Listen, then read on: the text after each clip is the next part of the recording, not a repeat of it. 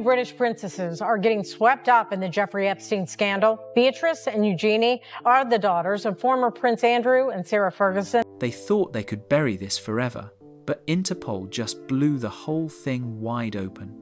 Princess Eugenie is absolutely panicking right now because explosive proof has just been released showing she pocketed Epstein bribe money, and the evidence is utterly devastating. Secret payments, silenced victims, a paper trail that goes all the way to the top of the British royal family. Now, what about Princess Beatrice and Eugenie? They've, of course, fled the UK and are reportedly barely holding it together, Josh. This is the bombshell they never wanted you to see. And now that it is out, there is absolutely no coming back from it. You will not believe what she actually did. Two British princesses are finding themselves at the centre of one of the most talked about scandals in recent memory. Princess Beatrice and Princess Eugenie, the daughters of Prince Andrew and Sarah Ferguson, are now being directly linked to the Jeffrey Epstein case following the release of thousands of previously sealed documents. The files, which were made public over the past several weeks, have sent shockwaves through the British royal family and beyond, with the names of their parents appearing hundreds of times throughout the records. For most people, the Epstein scandal has always been something that hovered in the background of the royal family's many controversies. Prince Andrew's association with Epstein was well documented and had already cost him his royal duties, his military titles, and a great deal of public respect. But up until recently, the focus had largely remained on Andrew and Sarah Ferguson, with Beatrice and Eugenie treated as peripheral figures who had simply been unfortunate enough to be born into a family with complicated ties. That perception is now beginning to shift, and it is shifting quickly. The latest wave of Epstein documents, amounting to around 3 million files, has brought new details to light that are making it increasingly difficult to view the two princesses purely as bystanders. Among the more striking revelations is the claim, reported by multiple outlets, that Princess Eugenie has been brought in by Interpol for questioning. According to these reports, investigators are looking into whether Eugenie received financial payments connected to Epstein, and whether those payments were made in exchange for specific services. These are serious allegations, and it is important to note that Eugenie has not been formally charged with any crime. However, the fact that Interpol is involved at all has raised the stakes considerably. What makes the situation more complicated is the broader context of how the Epstein money trail has been traced through the family over the years. The files reportedly show that Epstein had a long-standing financial relationship with Sarah Ferguson that stretched back decades. According to the documents, this relationship began shortly after her divorce from Prince Andrew in 1996 and continued for a significant period of time. Ferguson has previously acknowledged receiving money from Epstein, including a payment of around €15,000 in 2011, which she publicly described as a mistake. What is now being alleged, however, is that the financial connections did not stop with Ferguson. Reports suggest that Eugenie herself may have been receiving payments, and that some of Epstein's victims have come forward with accounts of what those payments were for. According to these sources, the alleged role was not a passive one. The claims being made are that Eugenie was involved in facilitating access and, more seriously, in discouraging victims from speaking out. These are deeply troubling accusations. Whether or not they are ultimately proven to be true, they represent a significant escalation in the level of scrutiny being directed at the princess. It is also worth noting that the Epstein files are being treated as credible supporting material by investigators, which is part of the reason why the accounts of alleged victims are being taken seriously. The documents contain a detailed record of communications, financial transactions, and personal interactions that span many years. When victim testimonies align with the contents of those files, it naturally lends them a degree of weight that might otherwise be absent.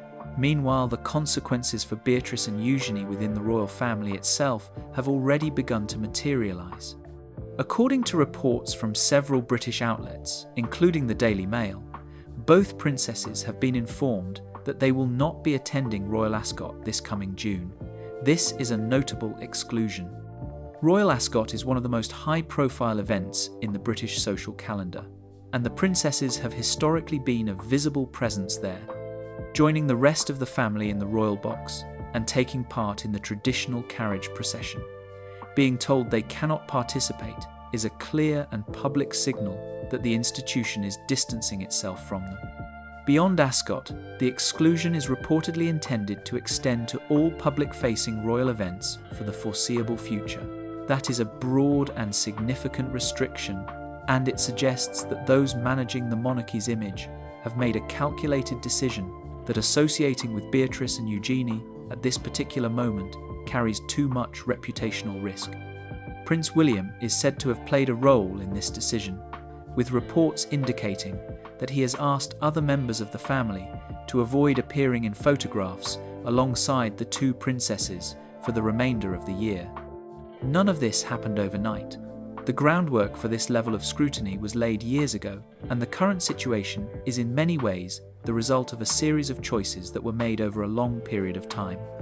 One of the moments now being looked at more closely is a visit that took place in the United States back in 2010. According to emails contained within the Epstein files, Sarah Ferguson traveled to Miami with both Beatrice and Eugenie just 5 days after Epstein had been released from prison, where he had served time for soliciting sex from a minor. The documents suggest that Epstein may have covered the cost of the flights, which reportedly amounted to around $14,000. At the time of that visit, Beatrice was 19 years old and Eugenie was 18. Both were adults. That point has become central to the wider public conversation about their level of responsibility. The argument being made by a growing number of commentators and members of the public is that being a young adult in a complicated family situation does not automatically absolve someone of moral accountability, particularly when that person continues to maintain the association in the years that follow and, according to some reports, may have actively benefited from it. That is the core tension at the heart of this story. On one side, there is the argument that Beatrice and Eugenie were shaped by their environment, that they were raised within a family where powerful and questionable figures were treated as normal, and that judging them too harshly ignores the complexity of that experience. On the other side, there is the argument that both women had ample opportunity over many years to distance themselves from Epstein and from the people connected to him, and that they did not do so. What is clear is that the release of these files has fundamentally changed the conversation. For a long time, the prevailing narrative was one of two women caught in the crossfire of their parents' poor decisions.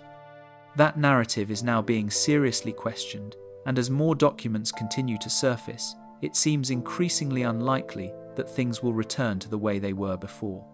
To understand how Princess Beatrice and Princess Eugenie ended up in the position they are in today, it helps to go back and look at some of the specific moments that are now being examined in detail. The release of the Epstein files has not only brought new allegations to the surface, it has also reframed events that were already known to the public, casting them in a very different light. What once seemed like unfortunate family associations now look, to many people, like a pattern of behaviour that stretched over a number of years and involved active participation rather than passive proximity. One of the most widely discussed revelations to come out of the files involves a deeply personal and embarrassing detail about how Epstein and Sarah Ferguson communicated about the princesses. Among the documents made public is a message in which Ferguson apparently told Epstein that one of her daughters was away on what she described as a shagging weekend. The person she told this to was a convicted sex offender who had already served time for soliciting sex from a minor. Regardless of the intent behind the message, the fact that a mother was sharing that kind of private information about her adult daughter with someone like Epstein raises serious questions about judgment, boundaries, and the nature of the relationship between Ferguson and the disgraced financier. For Princess Eugenie in particular, Learning that this exchange existed and that it is now available for the entire world to read must represent an extraordinary breach of privacy and trust. It is the kind of detail that is very difficult to move past, not only because of what it says about her mother's relationship with Epstein, but also because of what it reveals about how casually personal information about the princesses was being shared within that circle. This is not simply a matter of embarrassing family history. It speaks to a broader environment in which boundaries were routinely ignored and in which the well-being of the young women involved appears to have been a secondary concern at best. The files have brought renewed attention to a trip that took place in 2010, which has now become one of the most scrutinized events in this entire story. According to the documents, Sarah Ferguson traveled to Miami to meet with Epstein just 5 days after he had been released from a Florida prison. That timing alone raised eyebrows when the story first emerged. But what has added significantly to the controversy is the detail that both Beatrice and Eugenie accompanied their mother on that trip. Emails within the files appear to indicate that all 3 women went to Miami together and that the cost of the flights, reported to be in the region of $14,000, may have been covered by Epstein himself. At the time of the visit, Beatrice was 19 years old and Eugenie was 18. Both were legal adults. That fact has become one of the focal points of the public debate surrounding their involvement, because it complicates the straightforward narrative in which they are portrayed simply as children who were led astray by their parents. 19 and 18 are not particularly young ages when it comes to understanding the basic facts of a situation. Epstein had not been convicted of a minor or ambiguous offense. He had been sent to prison for soliciting sex from a minor, and that was publicly known. Choosing to travel to visit him less than a week after his release was a decision that required some level of awareness of who he was and what he had done. This is not to say that the situation was simple or that the pressure placed on the sisters by their family environment should be dismissed.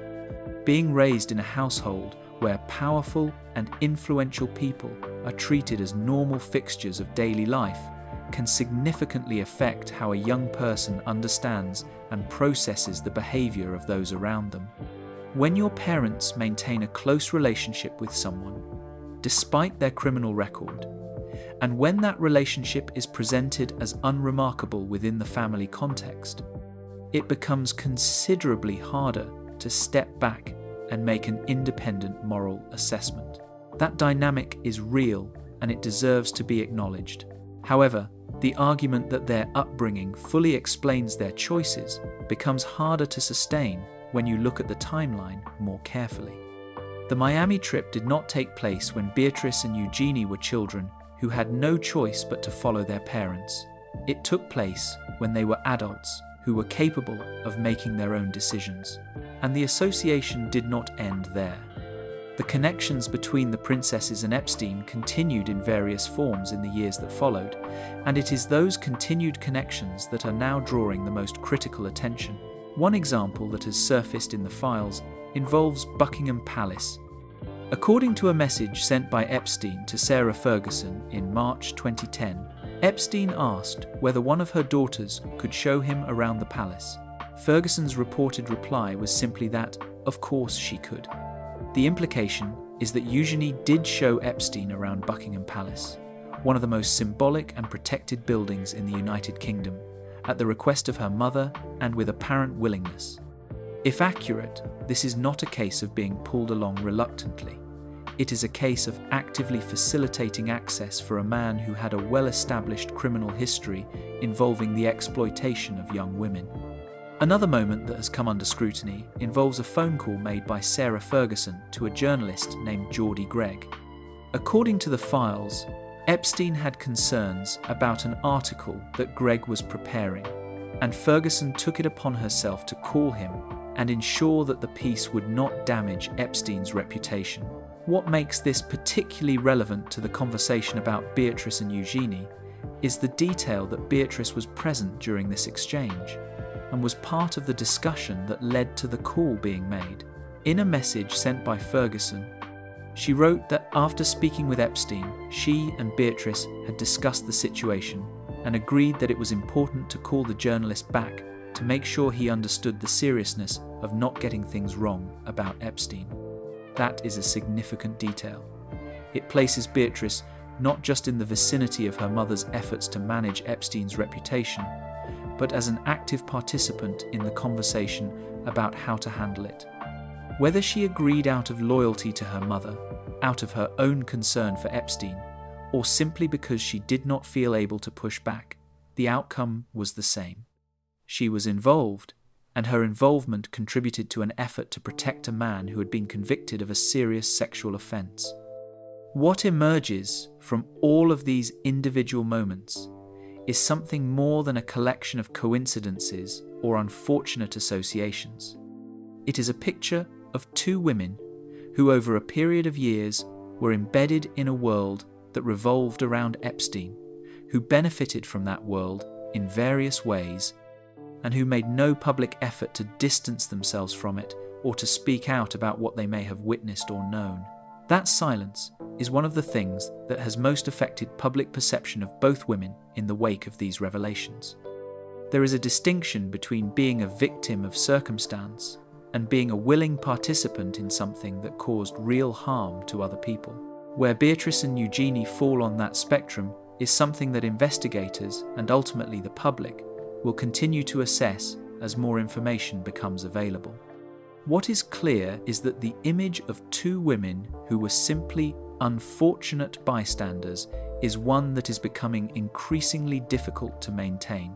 The details contained in the Epstein files paint a more complicated picture, and the people who were actually harmed by Epstein and those connected to him deserve to have that complexity taken seriously, rather than smoothed over in the interest of protecting a royal reputation. The financial dimension of the Epstein scandal has always been one of its most significant aspects, and as more documents continue to be released, the picture of how money moved between Epstein and the people around him is becoming considerably clearer. What began as a story primarily focused on Prince Andrew's personal relationship with the disgraced financier has gradually expanded to encompass a much broader network of financial connections. And the names of Princess Beatrice and Princess Eugenie are now appearing in that context with increasing frequency. For many people following this story closely, the financial thread is the one that matters most, because it moves the conversation away from questions of social association and towards questions of direct personal benefit and potential criminal liability. To understand the current allegations surrounding the two princesses, it is necessary to first look at the financial relationship between Epstein and their mother, Sarah Ferguson, because that relationship appears to have formed the foundation for much of what followed. According to the Epstein files, the financial ties between Ferguson and Epstein stretch back to around 1996, the year her divorce from Prince Andrew was finalized. The documents suggest that Epstein began providing financial support to Ferguson shortly after that divorce, and that this support continued for approximately 15 years.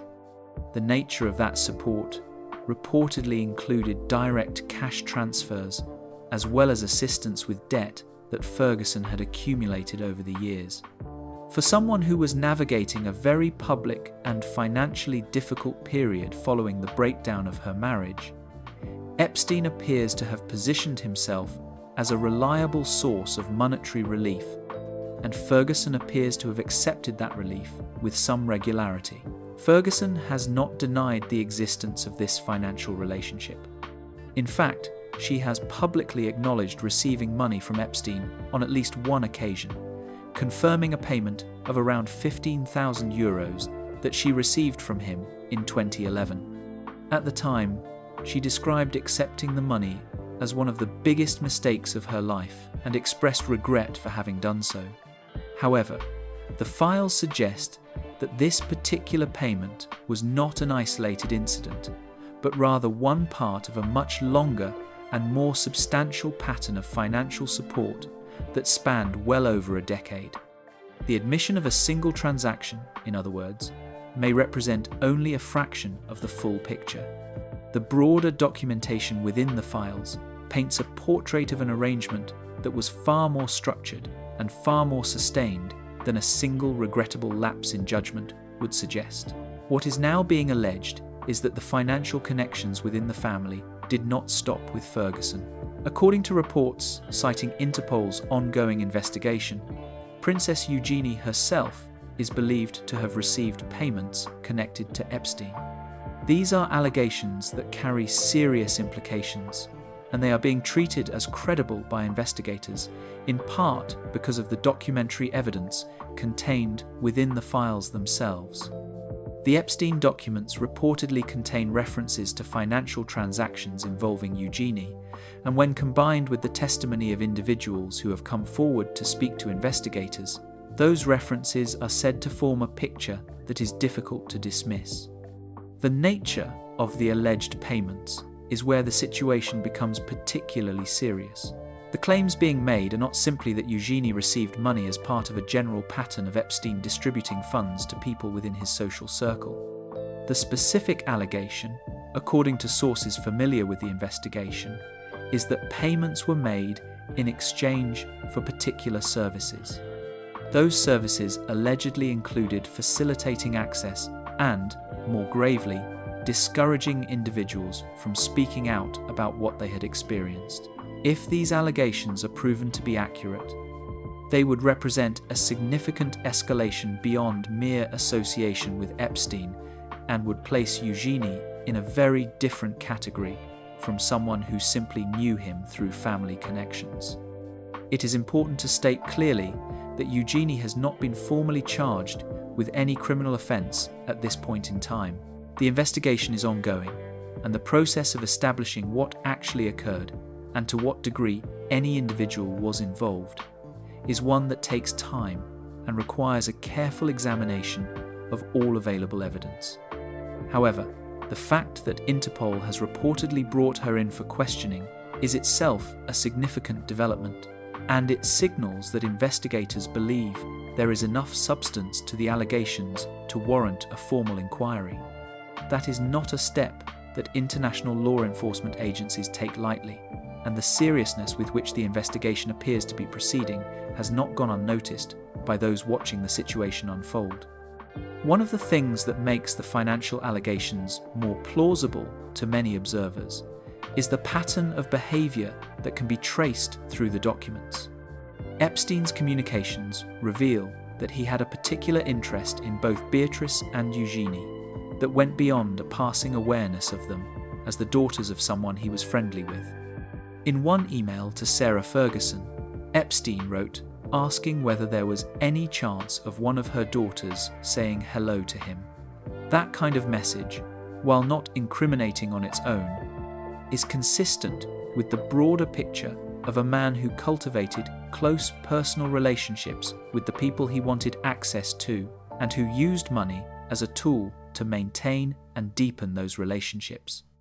The fact that Epstein appeared to be genuinely interested in spending time with the sisters, rather than simply tolerating their presence as an extension of his relationship with their mother, is relevant to understanding how the alleged financial connections may have developed.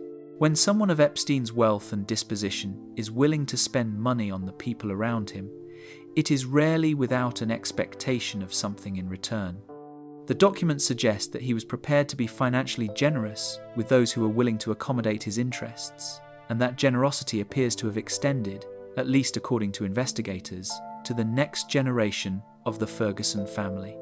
There is also the question of what Beatrice and Eugenie may have witnessed over the years that they chose not to speak about. Both women spent time in environments closely connected to Epstein. They accompanied their mother to Miami just days after his release from prison. They were present during discussions about how to manage his public reputation. Eugenie reportedly showed him around Buckingham Palace.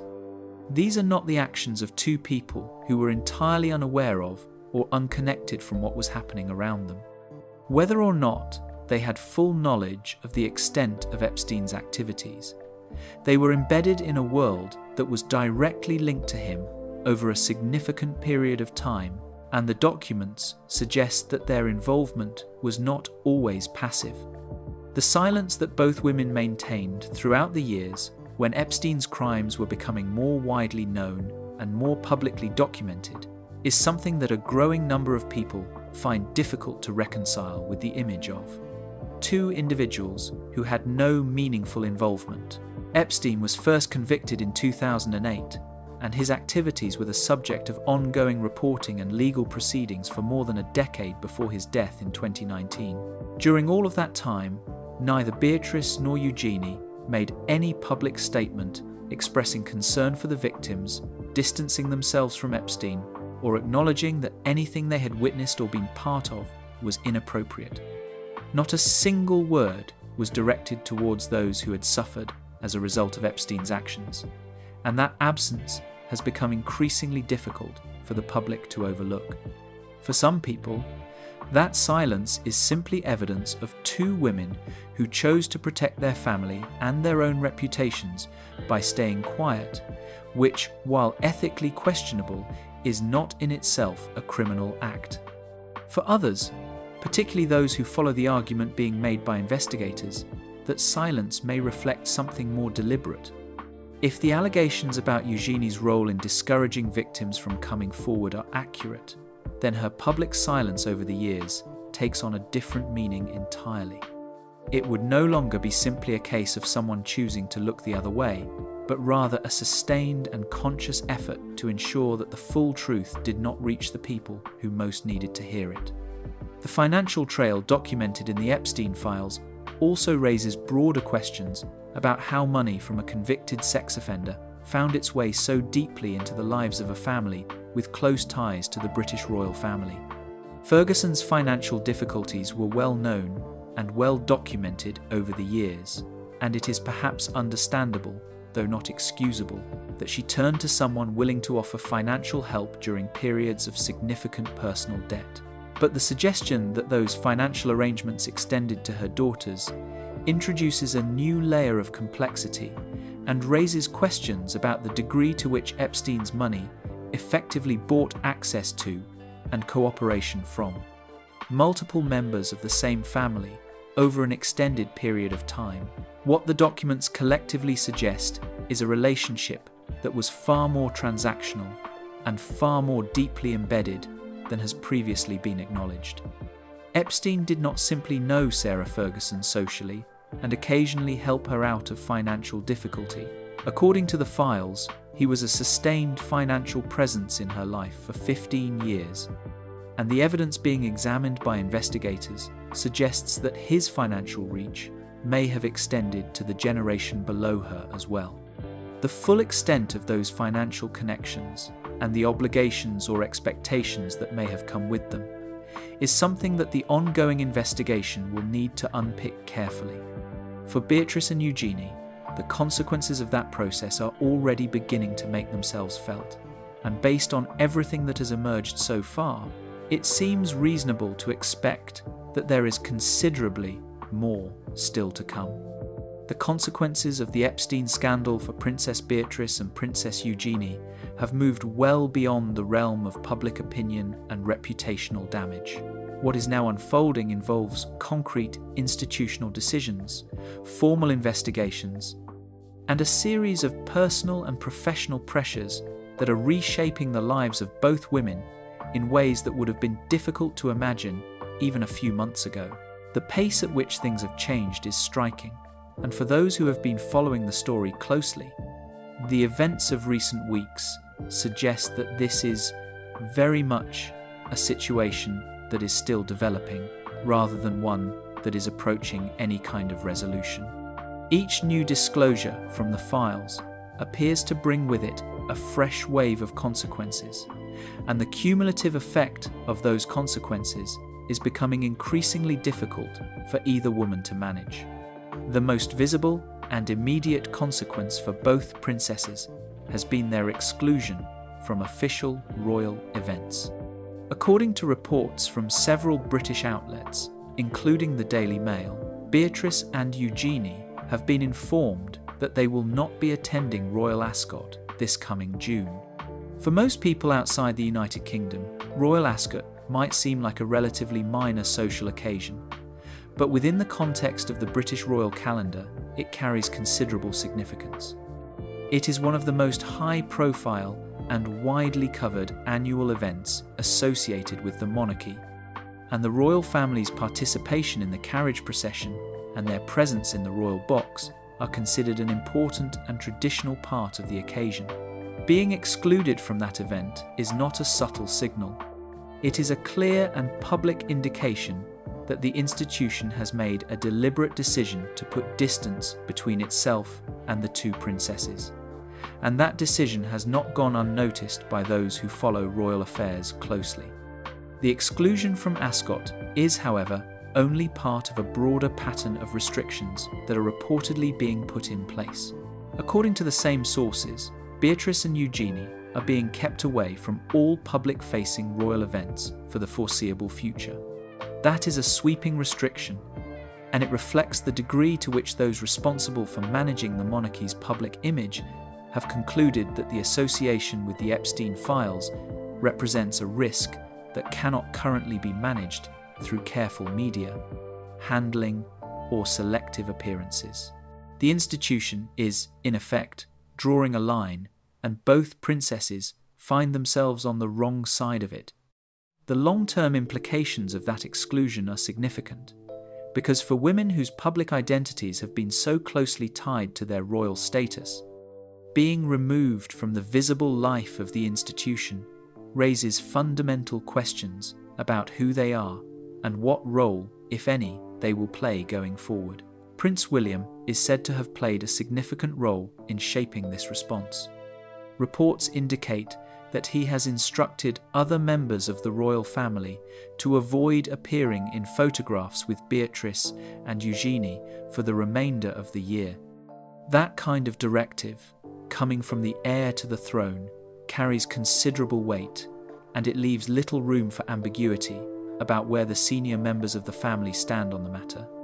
It is also worth noting that this represents a fairly dramatic shift in the family dynamic, given that Beatrice and Eugenie are William's first cousins and have historically maintained a reasonably visible presence within the broader royal circle. The fact that William appears to have taken such a firm and deliberate position on this speaks to the seriousness with which the senior members of the family are treating the situation. The calls for the two princesses to go further and formally renounce their royal titles have also grown louder in recent weeks. Royal author Andrew Lowy, speaking to the Daily Express, made his position on this matter quite clear. His argument was that the princesses should renounce their titles as a first and necessary step, on the basis that those titles are the primary reason their names continue to attract public interest and media attention. His observation was pointed and direct. When Princess Beatrice is conducting business or promoting ventures in the Middle East, she does so as Her Royal Highness Princess Beatrice, and that title opens doors and confers a level of credibility and access that would simply not be available to her as a private individual. The same logic applies to Eugenie. The titles, in Lowy's view, are not simply ceremonial distinctions. They are tools that have been actively used to generate income and influence, and continuing to hold them in the current circumstances is something he believes is no longer appropriate or justifiable. This argument resonates with a wider concern that has been raised about the way both women have conducted their public lives. Questions have been asked about the charities they are associated with, and whether those associations represent a genuine commitment to the causes involved, or whether they function primarily as a way of maintaining a positive public profile and rehabilitating a reputation that has taken repeated hits over the years. These are not comfortable questions, but they are ones that are now being asked openly and with a degree of seriousness that reflects the broader shift in how the public is viewing both women. The suggestion that charitable work may, in some cases, be more about image management than genuine philanthropy is one that carries particular sting in the context of a scandal involving the silencing of vulnerable people. For Princess Eugenie specifically, the personal pressures appear to be particularly acute at this moment. According to a royal insider cited in recent reports, Eugenie is in what is being described as crisis mode. Her primary focus, according to this source, is on protecting her two young children, August and Ernest, from the impact of the ongoing scandal. That is an entirely understandable priority for any parent, but the situation she finds herself in means that protecting her children from the fallout is not simply a matter of managing media coverage or staying out of the public eye for a period of time. The Interpol investigation, the financial allegations, and the institutional exclusions represent a set of pressures that are not going to resolve themselves quickly. And the uncertainty that comes with an active investigation of this nature is something that affects every aspect of daily life in ways that are difficult to fully appreciate from the outside. In response to this pressure, Eugenie has reportedly been leaning heavily on a small number of people she feels she can trust. One of the more unexpected details to emerge from recent reports is the extent to which she has been relying on Prince Harry. The two have maintained a close relationship over the years, and according to sources familiar with the situation, Harry is one of the few people within her extended family circle in whom she currently feels able to confide. The reasoning, as described by insiders, is not simply about personal friendship.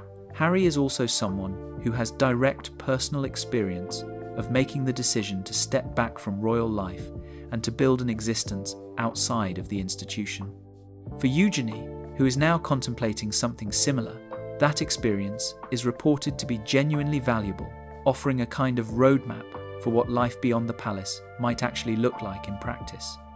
Harry and Meghan have apparently been encouraging Eugenie to work with them for some time, and the current situation has made that possibility feel more concrete and more urgent than it may have done previously. The prospect of moving away from the royal institution and building a different kind of public life, one that is not dependent on a title or on the approval of Buckingham Palace, has a certain appeal when the institution in question is actively distancing itself from you, and when the title you hold is attracting scrutiny rather than protection.